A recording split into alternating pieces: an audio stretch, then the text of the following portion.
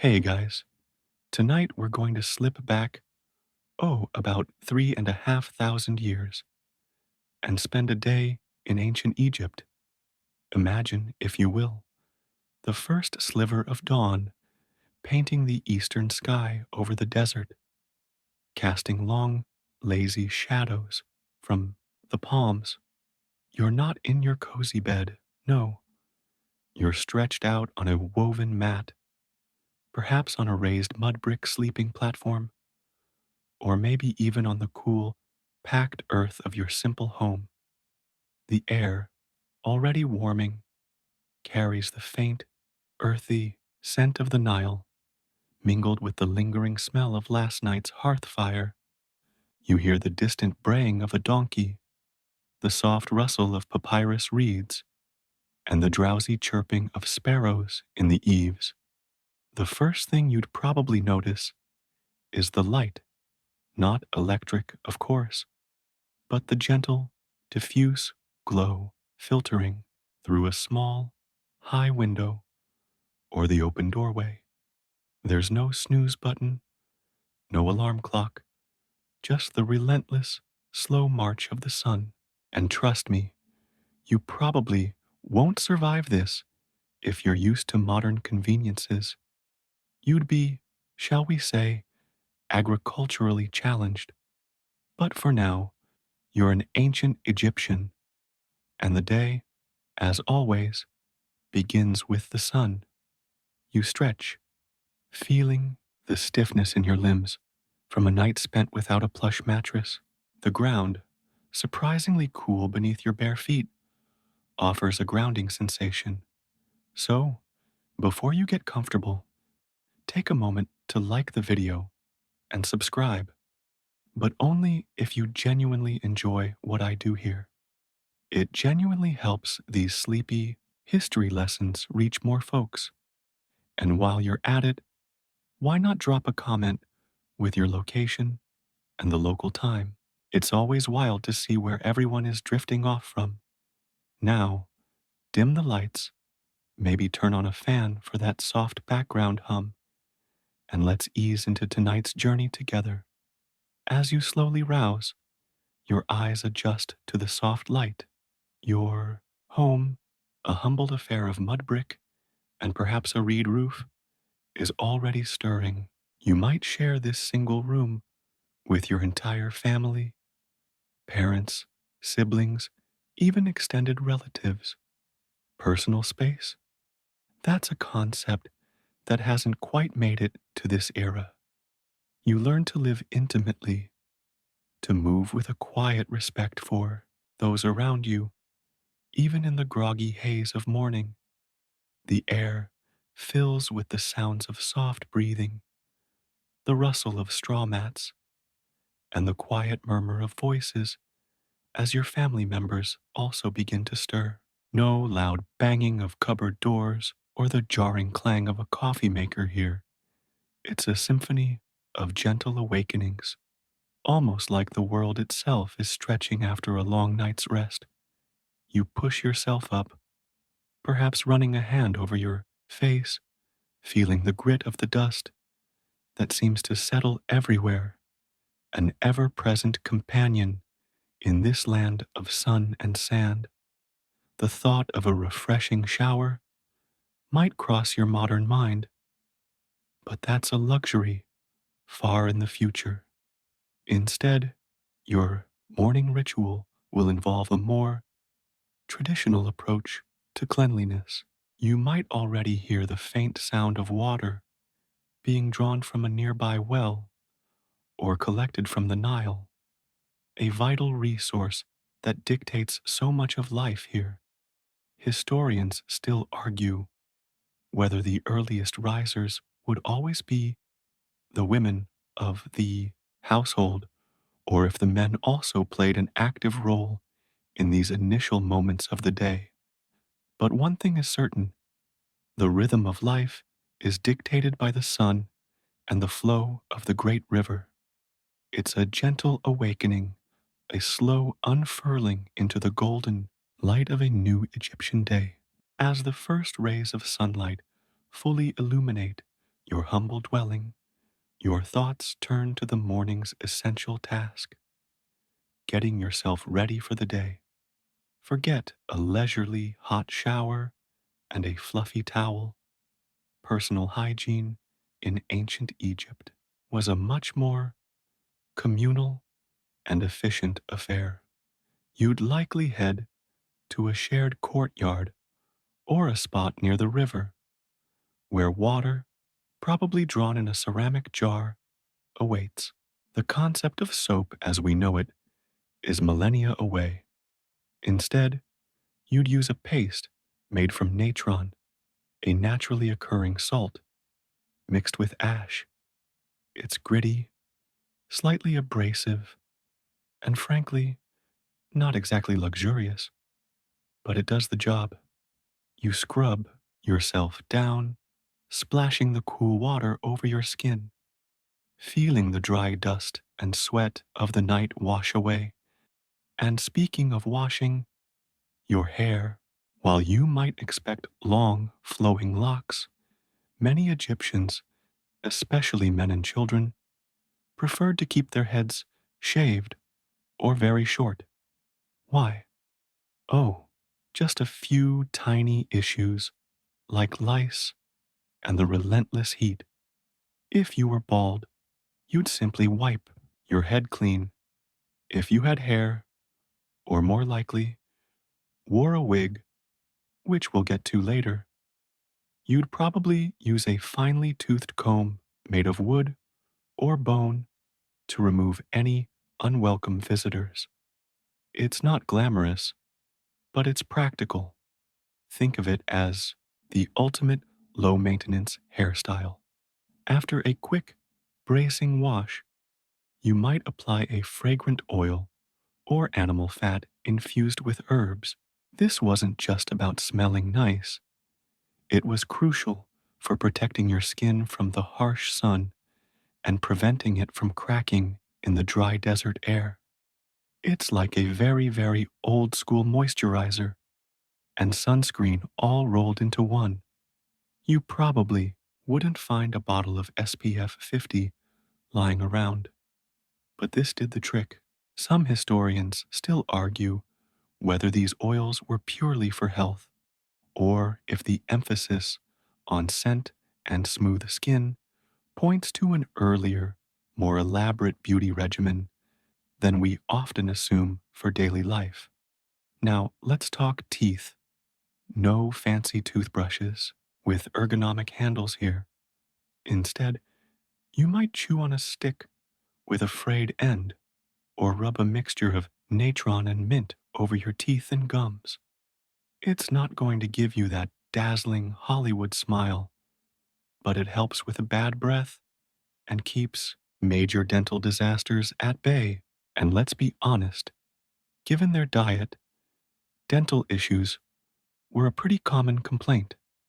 Imagine biting into a loaf of bread that might have sand or grit from the grinding stones mixed in.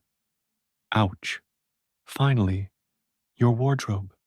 Simplicity is key. For most people, it's a simple linen tunic or loincloth. Linen, made from the flax plant, is lightweight, breathable, and perfect for the hot climate. It's also relatively easy to wash and dry. You slip it on, the cool fabric, a welcome contrast to the warming air. If you're a woman, you might wear a longer, sheath-like dress, often with straps over the shoulders. Children, especially the youngest, might run around completely naked. There are no complicated buttons, zippers, or elaborate fastenings, just simple wraps and ties. And no, you won't be accessorizing with a designer handbag. Your most important accessory will be a keen eye for finding food and water, and maybe a small amulet for protection. It's functional fashion at its finest. With your basic morning ablutions complete, your stomach, which has probably been grumbling since before the sun was fully up, is now demanding attention. Forget your modern concept of a full English breakfast or a stack of pancakes with maple syrup. The ancient Egyptian morning meal was far more pragmatic. Your breakfast, if it could even be called that in the modern sense, would be simple, direct, and designed to fuel you for the day's labor. The absolute cornerstone of the Egyptian diet was bread, not the fluffy, artisanal sourdough you might pick up from a baker today, but coarse, dense loaves, often made from emmer wheat or barley. This bread wasn't just sustenance, it was currency, a staple, and quite literally, the staff of life. You'd likely tear off a piece of a freshly baked loaf, perhaps still warm from the household oven, or more commonly, from a communal bakery. This bread, as we touched on earlier, often contained grit from the grinding stones, which unfortunately led to a lot of dental wear and tear. Imagine chewing on something that subtly abrades your teeth with every bite. Not exactly ideal for long-term dental health, but hey, at least you wouldn't be worried about cavities from too much sugar. Alongside your bread, you might have some beer. Yes, beer for breakfast. Before you get too excited, this wasn't the potent alcoholic brew you might enjoy after a long week. Ancient Egyptian beer was thick, murky, and relatively low in alcohol, more like a nutritional gruel than a recreational beverage. It was a vital source of calories, vitamins, and hydration, especially important given the lack of consistently clean drinking water. Think of it less as a party drink and more as a liquid meal replacement. It was so fundamental that even laborers on massive construction projects, like the pyramids, were often paid in bread and beer rations. It's hard to imagine your boss offering you a few warm cans of lukewarm ale instead of a paycheck, isn't it? Occasionally, if your family was a bit more prosperous, or if it was a special day, your breakfast might include a few dates, dried figs, or a handful of vegetables like onions or garlic. Protein was less common, perhaps some salted fish if you lived near the Nile and had a good catch. But meat was a luxury reserved for feasts or the wealthy.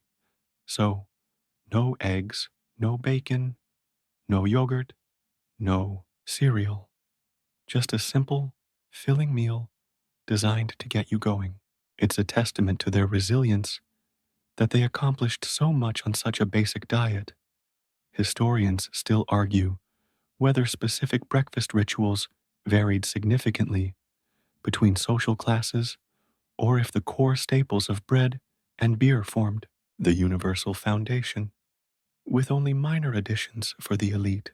One thing is certain, you'd eat quickly, perhaps sitting on a mat on the floor, the sounds of your family chewing quietly around you. There's no leisurely reading of the morning papyrus here. The sun is climbing, and the day's work is calling. You might wash it all down with another gulp of beer or a sip of water from a ceramic jar, feeling the coarse bread settling in your stomach, ready for whatever the day throws at you. Breakfast, such as it was, now digested, and the sun steadily climbing higher in the sky, it's time to fully engage with the day's labor. For most ancient Egyptians, life revolved around the rhythms of agriculture, particularly the mighty Nile. If you lived in a rural village, your day would be dominated by work in the fields.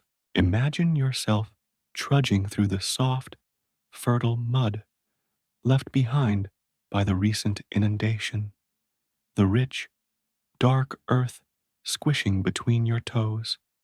This isn't back-breaking labor with modern machinery. It's manual, relentless, and requires every ounce of your strength. You might be guiding a simple wooden plow pulled by an ox, the creak of the wood, and the snort of the animal the dominant sounds. Or perhaps you're sowing seeds, scattering them by hand with practiced motions, hoping for a bountiful harvest of emmer wheat or barley. Later in the season, you'd be involved in irrigation, meticulously directing water from canals to nourish the thirsty crops, a system perfected over millennia. The sun beats down, relentless and unwavering, and you'd be grateful for the light linen tunic, offering what little protection it could. You might even tie a simple headcloth to keep the worst of the sun off your scalp. If you lived in a town or city, your day would unfold in a different kind of workshop. Perhaps you are a craftsman, an artisan. Picture yourself in a small, bustling workshop, the air thick with the scent of wood shavings, dust from stone carving, or the earthy smell of clay.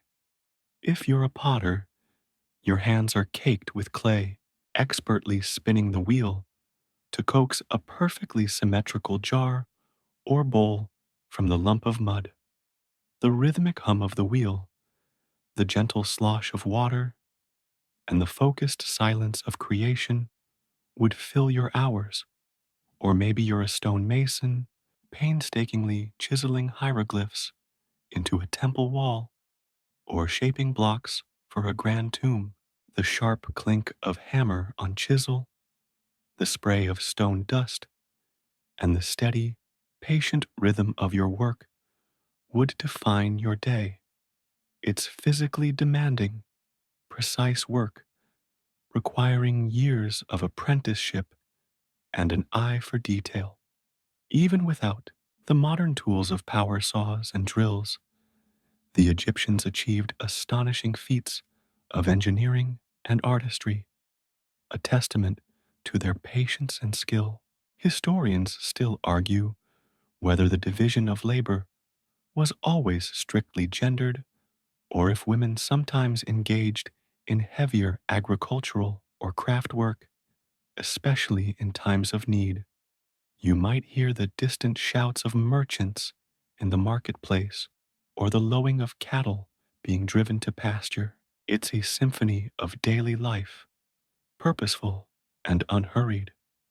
There's no rush hour, no frantic checking of emails. Your pace is dictated by the sun and the task at hand, and occasionally a supervisor might walk by, clipboard in hand, making sure you're staying on task. Just kidding, no clipboards, but a stern gaze and a ready stick might serve the same purpose.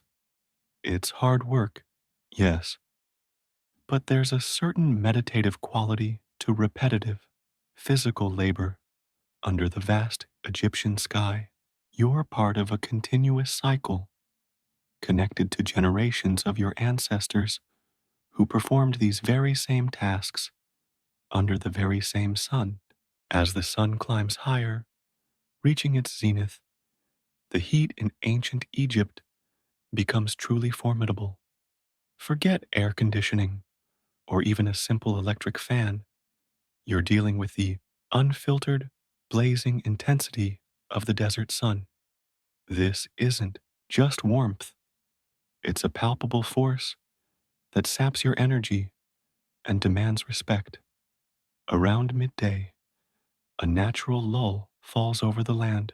The intensity of the sun makes continuous, strenuous labor not only uncomfortable, but potentially dangerous.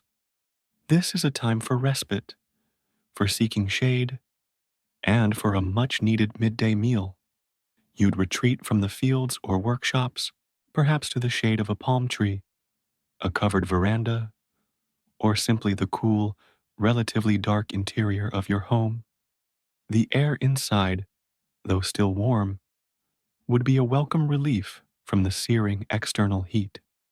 This is when the concept of a siesta truly makes sense, a slow, deliberate pause in the day's exertions. Your midday meal, much like breakfast, would be practical and straightforward. Again, bread would be the star, often served with a side of vegetables. Think onions, garlic, cucumbers, or lentils. These were easy to grow, relatively inexpensive, and provided essential nutrients.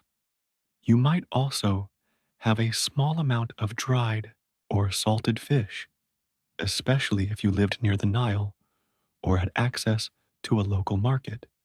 Fish was a crucial source of protein for many Egyptians, a gift from the abundant river, unlike beef or poultry, which were more often reserved for the elite or special occasions. Fish was accessible to a wider population.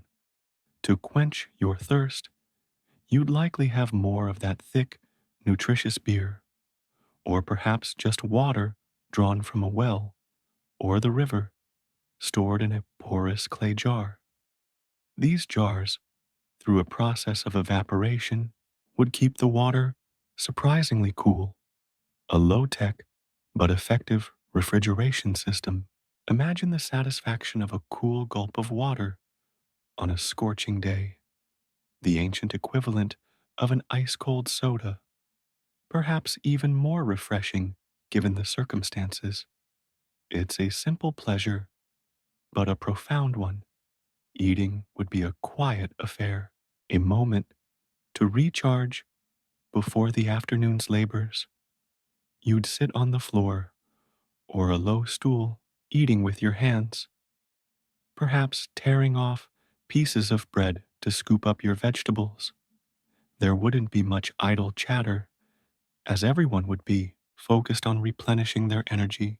Historians still argue whether certain cooling techniques, beyond the porous jars, were commonly employed in everyday homes, such as strategically placed vents or water features, or if most simply endured the heat with minimal technological aid.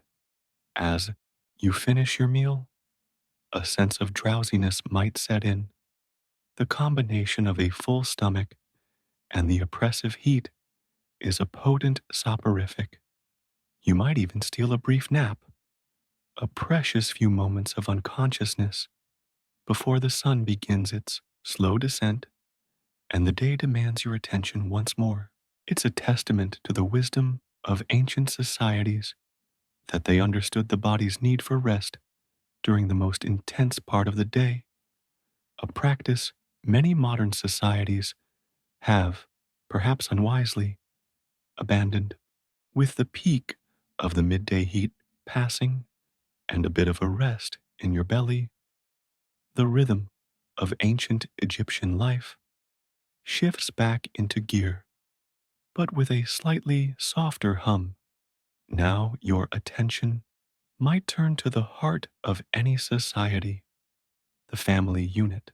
In ancient Egypt, family was everything. You'd likely live in a multi-generational household, perhaps with your parents, your spouse, your children, and even your siblings and their families, all under one roof or in a closely knit compound. Privacy, as we know it, was a foreign concept. Instead, you'd find comfort and security in constant togetherness. Children, from a very young age, would be integrated into daily life. There wasn't a separate kids' table or a playroom. They'd be right there, learning by observation and imitation. Young girls would help their mothers with grinding grain, preparing food, and weaving, while boys would accompany their fathers to the fields or workshops, slowly mastering the skills of their trade. It was an apprenticeship from birth, a seamless transfer of knowledge from one generation to the next. Marriage was a common and expected rite of passage, often occurring relatively early, especially for women. While love undoubtedly played a role, practical considerations were paramount. Marriage was about forming alliances, ensuring lineage, and creating a stable household capable of contributing to the community. Historians still argue whether arranged marriages were the norm across all social strata, or if individual choice held more sway than previously thought, especially among commoners. Divorce was also possible, though perhaps less common than today, and ancient Egyptian law was surprisingly progressive in protecting the rights of women within marriage and in cases of separation. Imagine that, a society thousands of years ago with a better handle on gender equality in some legal aspects than some places today. Social norms dictated a respectful, if hierarchical, structure. Elders were revered for their wisdom, and the family patriarch, or sometimes matriarch, held significant authority. But this wasn't a rigid, oppressive system. There was affection, humor, and a deep sense of communal responsibility. You'd share your joys, your sorrows, and your daily tasks with those around you. Perhaps you'd even share a light-hearted jab at your lazy cousin, who always seems to get the easiest chores. There's no escaping family.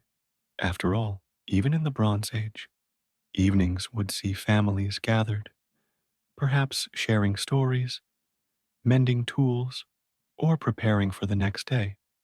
The close quarters fostered strong bonds, a network of support that was essential for survival in a world without social safety nets or modern healthcare. It was a life lived openly, intimately, and with a profound connection to the generations that came before and those that would follow.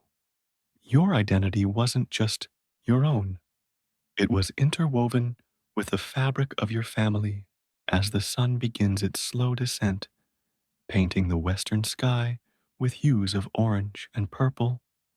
The relentless demands of work might finally ease.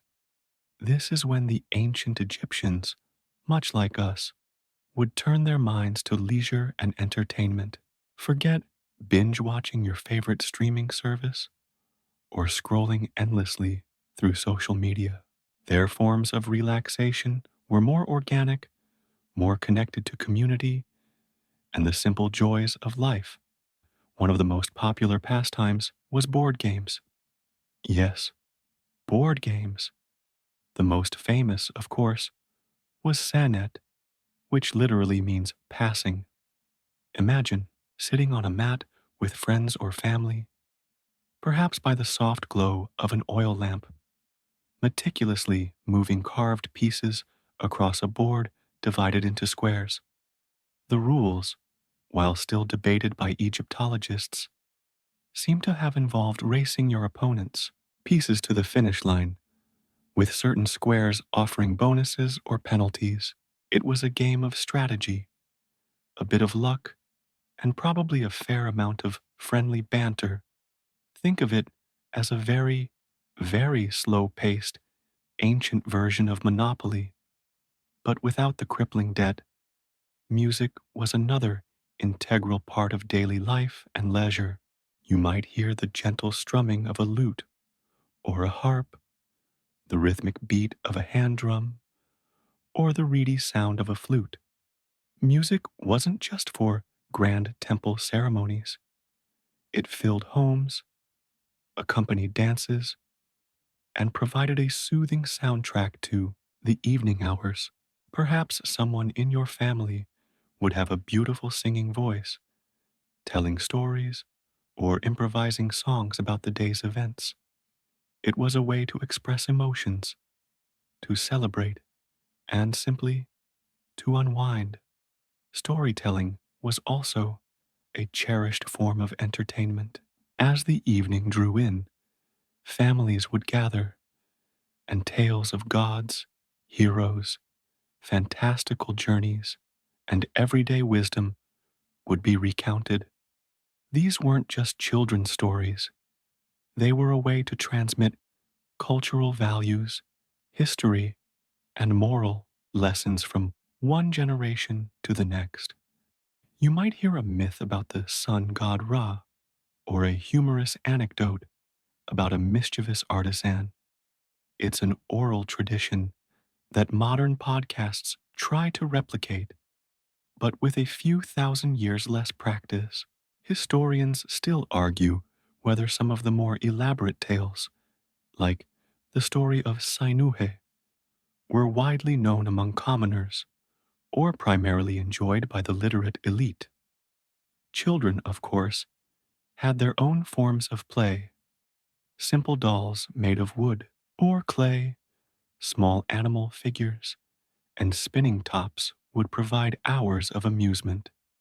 They might play games of tag, wrestling, or jumping, their laughter echoing through the narrow streets or across the open fields.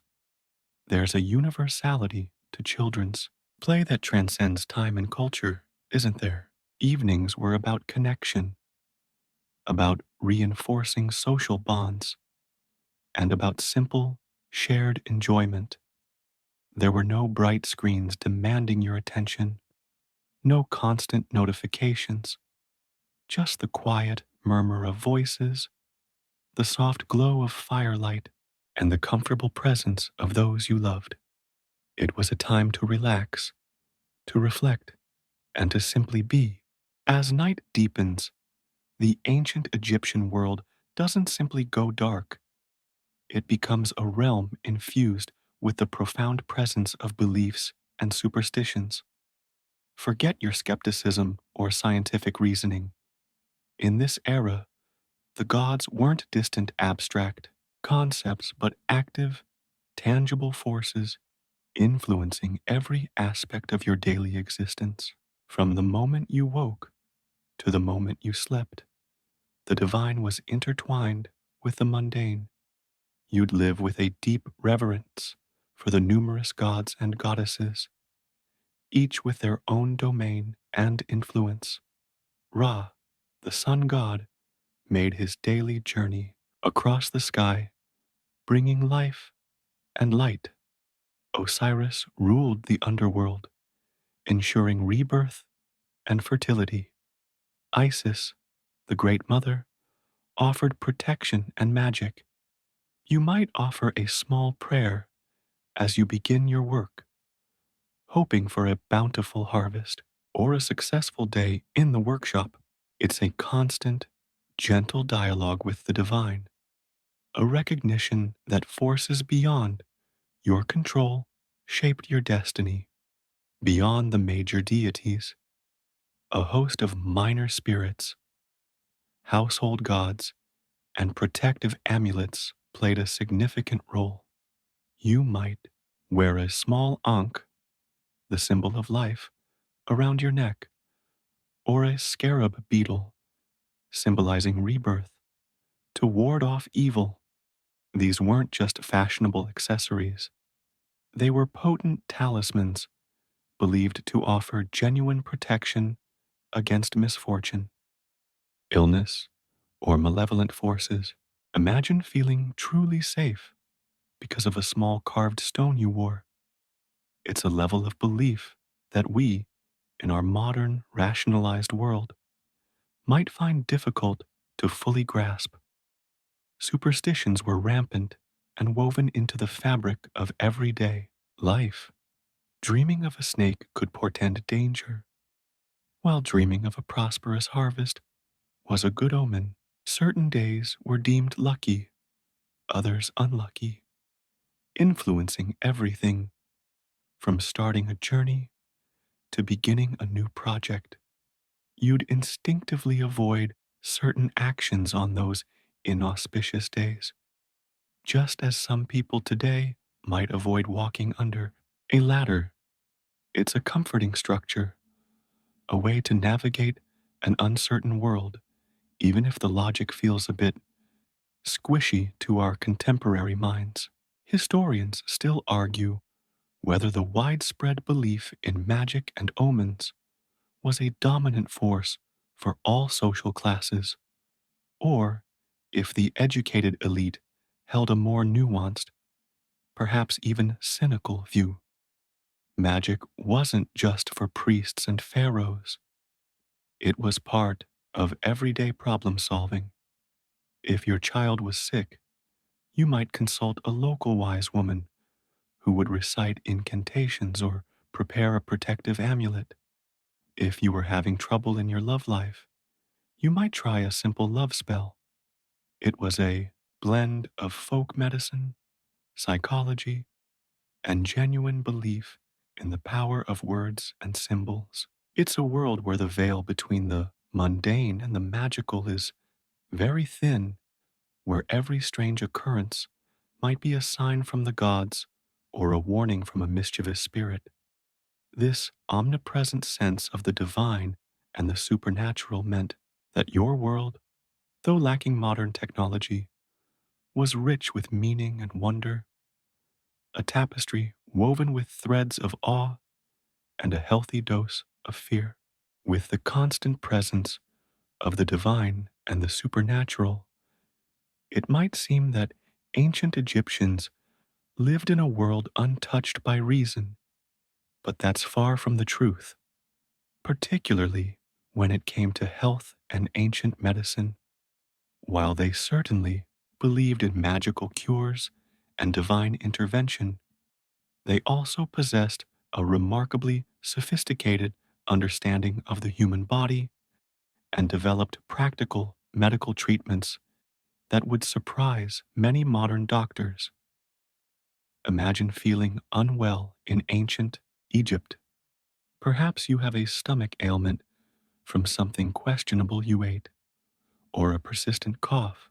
You wouldn't simply wait for a god to intervene. You'd seek out a physician. These weren't just witch doctors. Many were highly trained individuals who understood anatomy, thanks to their mummification practices, perhaps ironically, and could diagnose and treat a wide range of conditions. The Edwin Smith Papyrus, for instance, details surgical procedures for setting bones, treating wounds, and even rudimentary brain surgery, without anesthesia, I might add. So, if you were having a bad day, at least you wouldn't be bored. Their remedies were a fascinating mix of the effective and the utterly bizarre. For a sore throat, you might be given honey, which we now know has antibacterial properties. For wounds, they used moldy bread, which contains penicillin like substances, a precursor to modern antibiotics. Genius, right? On the other hand, you might also be prescribed remedies involving crocodile dung for various ailments. Yes, you heard that right. Crocodile dung. I'm not entirely sure what that was supposed to cure, but it certainly adds a unique flavor to your ancient pharmacy experience. Historians still argue whether the effectiveness of some of these more unusual remedies was due to placebo effect, or if there were some truly unexpected beneficial compounds in them. Dental health was, as we've noted, a bit of a challenge due to abrasive bread. However, they did attempt various dental procedures, including rudimentary fillings and even extractions. Imagine a tooth extraction with ancient tools. Probably not a soothing experience for putting you to sleep. They also understood the importance of hygiene in preventing disease, even if their understanding of germ theory was non existent. Washing wounds, using clean bandages, linen, of course, and general cleanliness were all part of their medical approach. For women, there were specialized gynecological texts addressing issues from contraception to childbirth. They even had tests for pregnancy using barley and wheat, where the growth of one plant over the other was believed to indicate the sex of the child. Spoiler alert, it doesn't work, but it's a wonderfully quirky tidbit. So, while you might not have had access to an MRI machine or a modern operating theater, you lived in a society that valued practical medical knowledge alongside their spiritual beliefs, constantly striving to ease suffering and prolong life. It's a testament to human ingenuity, even in a world without stethoscopes or sterile gloves. Having addressed your ancient Egyptian aches and pains, let's turn our attention to something a little more aesthetically pleasing: fashion and adornment. Forget the drab, shapeless tunics you might imagine.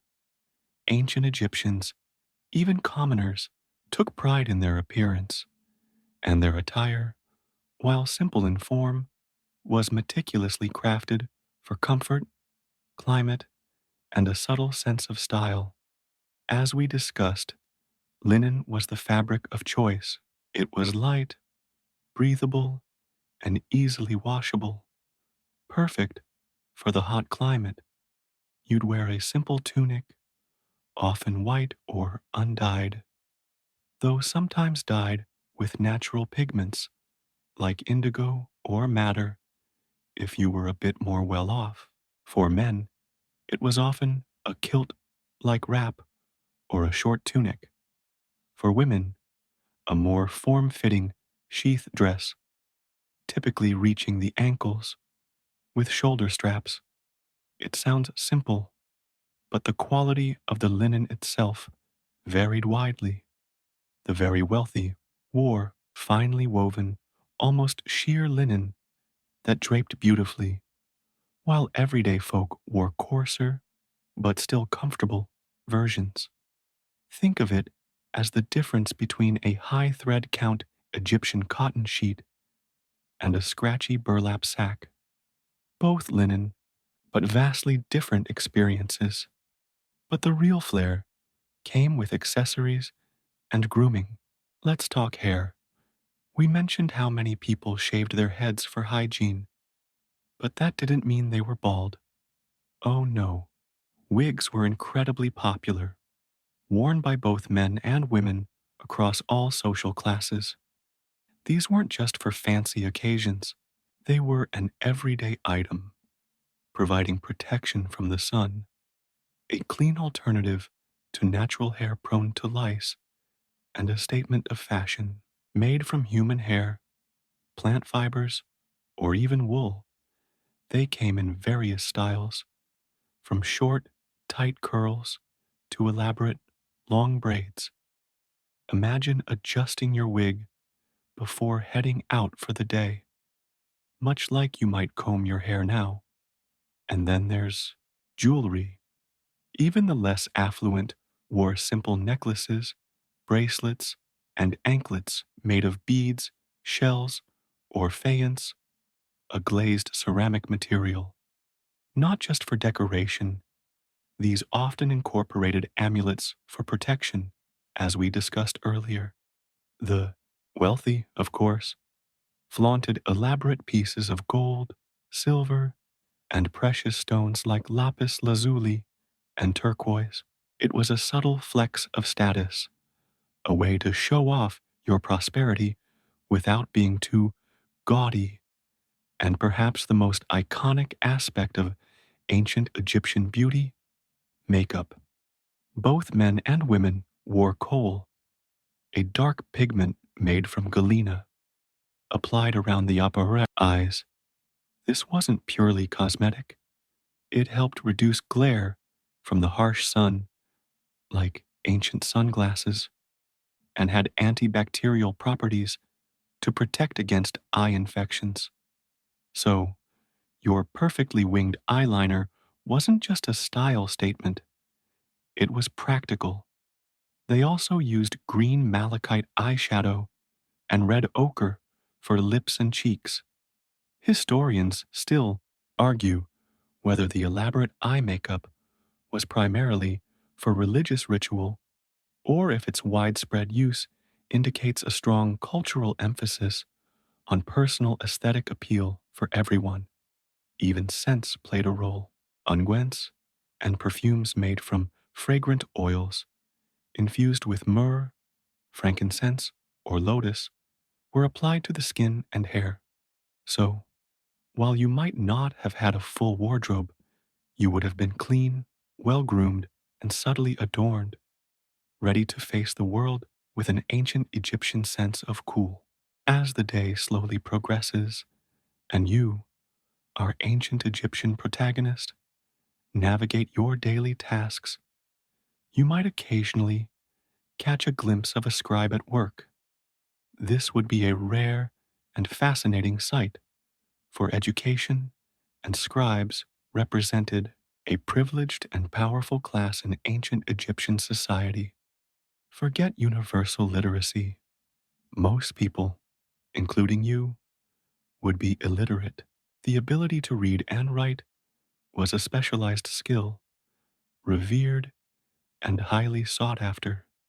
Imagine a young boy, for it was predominantly boys, though some elite girls did receive an education, at a scribe school. He would spend years, often from a very young age, painstakingly copying hieroglyphs onto ostraca, pottery shards, or papyrus. The tools were simple: a reed pen, a palette with cakes of black and red ink, and a pot of water. The work was incredibly tedious, requiring immense patience and a steady hand. You'd probably see him hunched over, his brow furrowed in concentration, as he tried to master the thousands of complex signs. One wrong stroke, and he might have to start over, much to the chagrin of his teacher, who might not be shy about using a stick for encouragement. It's hard enough to learn one alphabet, let alone a system with hundreds of pictorial signs that could represent sounds, objects, or ideas. Scribes were the record keepers, administrators, and intellectuals of ancient Egypt. They managed the granaries, calculated taxes, drafted legal documents, wrote religious texts, and even composed poetry. Their literacy granted them immense power and respect. A scribe could rise through the ranks, serving pharaohs, priests, and military leaders. They were the backbone of the bureaucracy, ensuring the smooth functioning of the vast Egyptian state. Historians still argue whether the training methods for scribes, which emphasized rote memorization and copying, fostered true intellectual curiosity or simply produced skilled copyists. The materials they wrote on were also a testament to their importance. While practice often involved ostraca, finished documents were inscribed on papyrus, a material made from the pith of the papyrus plant. Preparing papyrus was a meticulous process involving slicing, pressing, and drying the plant fibers to create thin, durable sheets. Papyrus was valuable, making every stroke of the scribe's pen a significant one.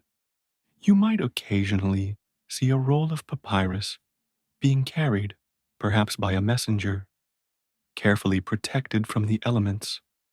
So, as you go about your day, perhaps carrying water from the Nile or tending to your crops, you'd recognize the distinctive silhouette of a scribe, perhaps in a temple courtyard or a government office. They were the silent architects of knowledge, preserving the wisdom and history of a civilization for millennia. It's a quiet power, but a profound one, allowing their thoughts and records to echo through time, long after their voices have faded. As your day unfolds, you will inevitably encounter instances where the harmonious flow of ancient Egyptian life is disturbed. That's where law, order, and punishment come into play. Forget modern courthouses and complex legal codes. Justice in ancient Egypt, while surprisingly sophisticated for its time, was deeply rooted in the concept of Ma'at. Ma'at wasn't just a goddess, she embodied truth, justice, balance, and cosmic order. Every action, every decision was ideally meant to align with Ma'at, from the pharaoh's decrees to your neighbor's dealings.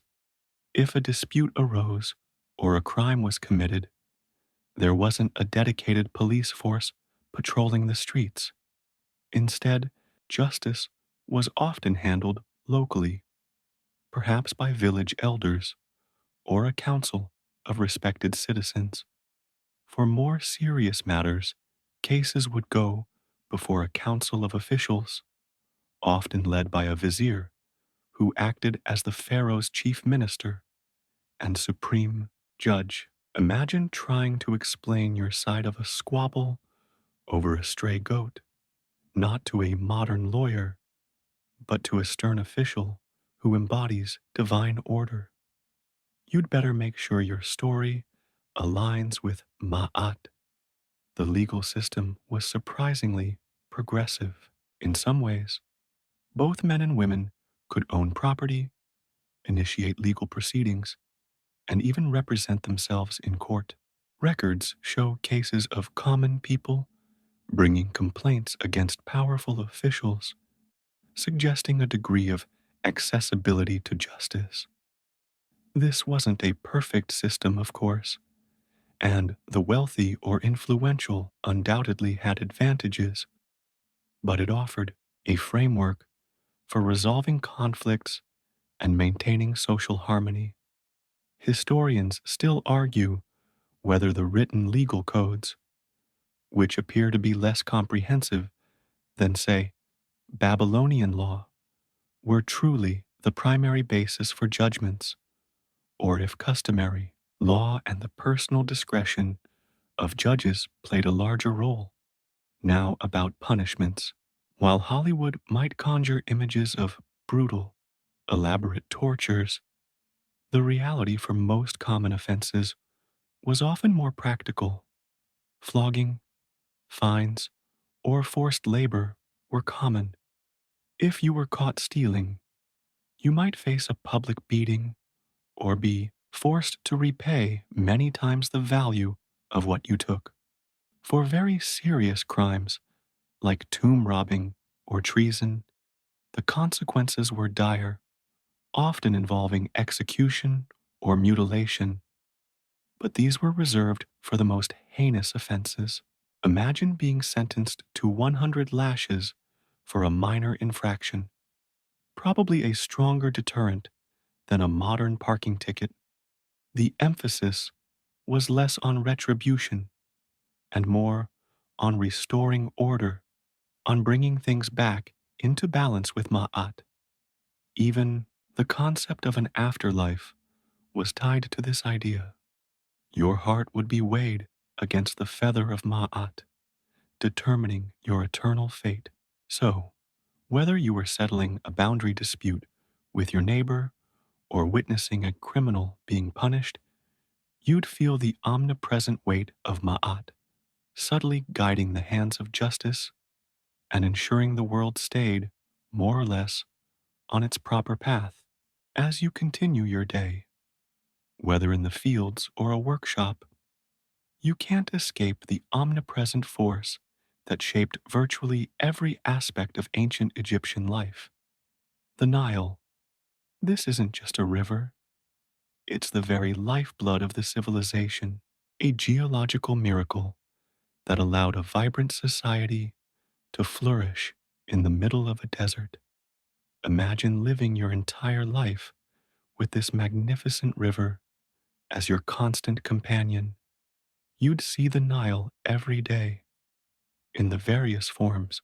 In the late summer, you'd witness the awe-inspiring inundation, as the river swelled its banks, overflowing into the floodplains, depositing a rich layer of fertile black silt. This annual event, predictable and reliable, was the basis of all agriculture. No flood, no crops. It was literally a matter of life and death, and the Egyptians measured their years by its cycle. There were no news channels tracking the water levels. You just knew by observing the river's slow, inexorable rise. The Nile wasn't just for irrigation, it was the superhighway of ancient Egypt. Forget roads. Most significant travel and transport happened on the water. You'd see a constant procession of boats gliding along its surface, small reed skiffs for fishing, larger wooden boats ferrying goods like grain, stone, and livestock, and grand barges transporting pharaohs and sacred statues. The river was efficient, allowing heavy goods to be moved far more easily than overland. Imagine standing on the bank, watching a steady stream of traffic, the ancient equivalent of a busy freeway, but with sails and oars instead of engines. The river also dictated the rhythm of your day. Drawing water for drinking, cooking, and washing was a constant chore, often involving multiple trips to the bank. You might see women filling large jars, balancing them expertly on their heads as they returned home. Children would play along its edges, supervised carefully, learning to swim at a young age. And of course, the Nile provided an endless supply of fish, a crucial protein source for many diets, caught with nets or spears. Historians still argue whether the exact timing of the inundation was solely predictable through astronomical observation, or if subtle environmental cues also played a significant role for the common farmer. But the Nile was more than just practical. It was sacred. It was seen as a manifestation of the god Hapi, the bringer of fertility and abundance. Its annual flood was a divine gift, ensuring the continuation of life. So, as you look out over its shimmering surface, you're not just seeing water, you're seeing the very essence of your existence, a powerful, benevolent force that sustains your family, your community, and your entire world. It's a connection to nature that's hard to replicate in our concreted, electrified, modern world. As the day's tasks gradually wind down and the sun dips lower, painting the sky with softer, more muted colors, your thoughts turn to the evening preparations and, most importantly, supper. The frantic energy of midday has dissipated, replaced by a more relaxed, communal atmosphere. First, there are the chores. You might help your family tidy the living space, sweep the packed earth floor, or gather any tools used during the day. Water would need to be fetched for the evening meal, perhaps from that nearby well or the ever present Nile. If you have children, they might be brought in from their play, their faces smudged with dirt and their spirits still buzzing with youthful energy. It's a collective effort, a gentle winding down of the household before the final meal. There's no frantic rush to beat traffic or get takeout. The pace is dictated by the fading light and the rising hunger. The evening meal would, predictably, feature more bread. It's the enduring staple. But now, perhaps it's accompanied by a more substantial offering, depending on the family's prosperity and the day's success. You might have a bowl of lentil stew, thick and nourishing, seasoned with herbs and a bit of salt. Or, if a family member had a good day fishing, there might be freshly grilled or dried fish. Vegetables like onions, garlic, and cucumbers would round out the meal, providing essential nutrients. Meat, as always, was a luxury, typically reserved for festive occasions or the very wealthy. So, no massive roast chicken every night, but a satisfying, humble meal. Eating would be a communal affair, often done on a shared mat on the floor. Conversations would be quieter, perhaps recounting the day's events, sharing small triumphs or humorous anecdotes. There's no television to distract you, no glowing screens, just the quiet presence of your family, the sounds of chewing, and the occasional murmur of conversation. The food itself would be eaten with your hands, scooping up the stew with pieces of bread. It's a very tactile experience, connecting you directly to the earth and the bounty it provides. As the light fades further, perhaps an oil lamp or a small fire in a brazier would cast flickering shadows on the walls, creating a warm, intimate glow. The air would begin to cool, a welcome relief after the day's heat. You might hear the distant barking of a dog or the chirp of crickets taking over from the daytime cicadas. Historians still argue whether specific evening rituals beyond the shared meal were common across all social classes, or if the wealthier elite engaged in more elaborate forms of evening entertainment or religious observance.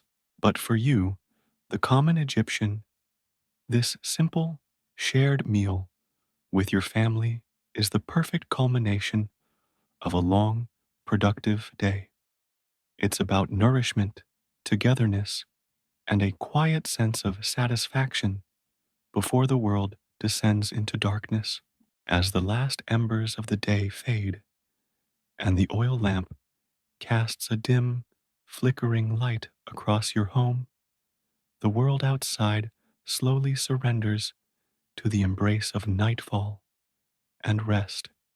The cacophony of the day, the shouts of merchants, the lowing of cattle, the rhythmic thud of tools, gives way to a quieter symphony, the chirping of crickets, the distant howl of a jackal, and the soft whisper of the desert wind. There are no street lights, no illuminated signs. The darkness is profound, broken only by the shimmering brilliance of the stars and the gentle glow of the moon. You begin to prepare for sleep.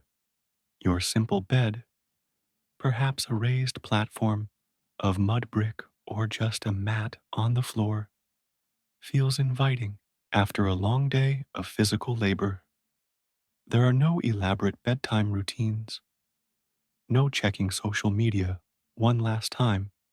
Instead, it's a natural winding down, a response to the body's fatigue and the pervasive darkness that envelops the world. You might say a brief, silent prayer to the gods, thanking them for the day's blessings and asking for protection during the night. Perhaps a small amulet is placed beneath your sleeping mat, a tiny guardian against bad dreams or malevolent spirits. As you lie down, the sounds of your family's quiet breathing fill the air around you.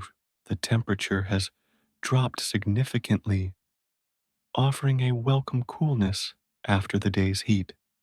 You pull a light linen sheet over yourself, or perhaps a simple blanket woven from wool, just enough to ward off the chill of the desert night.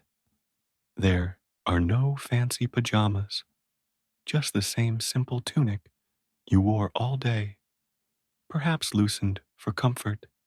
Sleep comes naturally, unburdened by the anxieties of our modern, hyper connected world. Your dreams might be simple reflections of your daily life, a bountiful harvest, a successful fishing trip, or a visit from a revered ancestor. Or perhaps they are vivid, prophetic visions, believed to be messages from the gods, much like the famous dream of Thutmose IV before he cleared the Great Sphinx. Historians still argue whether ancient Egyptians experienced sleep stages akin to what we understand today, or if their different light cycles and daily rhythms impacted their sleep architecture. As you drift deeper into slumber, the boundary between wakefulness and dream becomes blurred. The gentle hum of the unseen world outside your home merges with the soft whisper of the Nile, a timeless lullaby. The worries of the day, the heat, the hard work, all recede. You are simply there, a small part of a vast ancient civilization resting under a blanket of countless stars. Your breathing deepens, your muscles relax, and you surrender to the profound peace of an ancient Egyptian night.